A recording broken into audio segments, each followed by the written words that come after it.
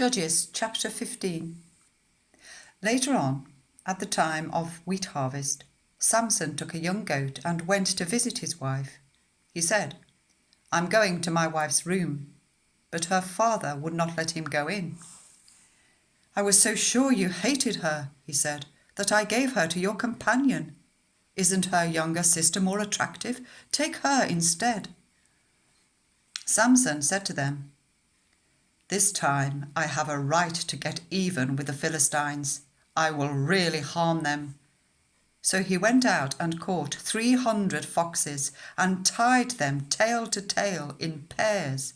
He then fastened a torch to every pair of tails, lit the torches, and let the foxes loose in the standing corn of the Philistines. He burned up the shocks and standing corn, together with the vineyards and olive groves. When the Philistines asked, "Who did this?" they were told, "Samson, the Timnite's son-in-law, because his wife was given to his companion." So the Philistines went up and burned her and her father to death. Samson said to them, "Since you've acted like this, I swear that I won't stop until I get my revenge on you." He attacked them viciously and slaughtered many of them. Then he went down and stayed in a cave in the rock of Etam. The Philistines went up and camped in Judah, spreading out near Lehi. The people of Judah asked, "Why have you come to fight us?" "We have come to take Samson prisoner," they answered, "to do to him as he did to us."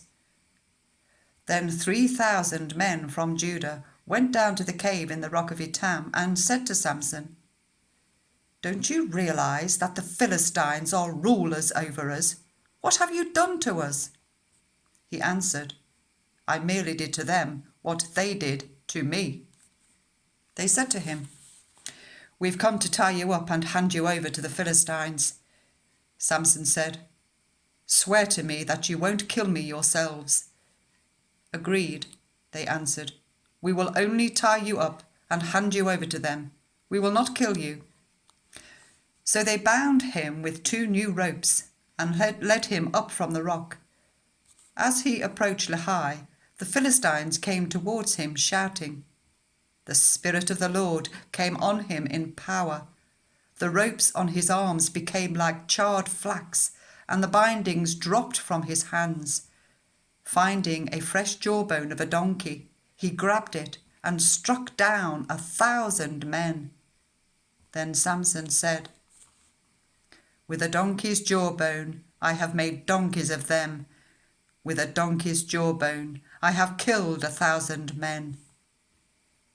When he finished speaking, he threw away the jawbone, and the place was called Ramath-lehi. Because he was very thirsty, he cried out to the Lord, "You have given your servant this great victory. Must I now die of thirst and fall into the hands of the uncircumcised?" Then God opened up the hollow place in Lehi, and water came out of it. When Samson drank, his strength returned and he revived. So the spring was called En-Hakkore, and it is still there in Lehi. Samson led Israel for 20 years in the days of the Philistines.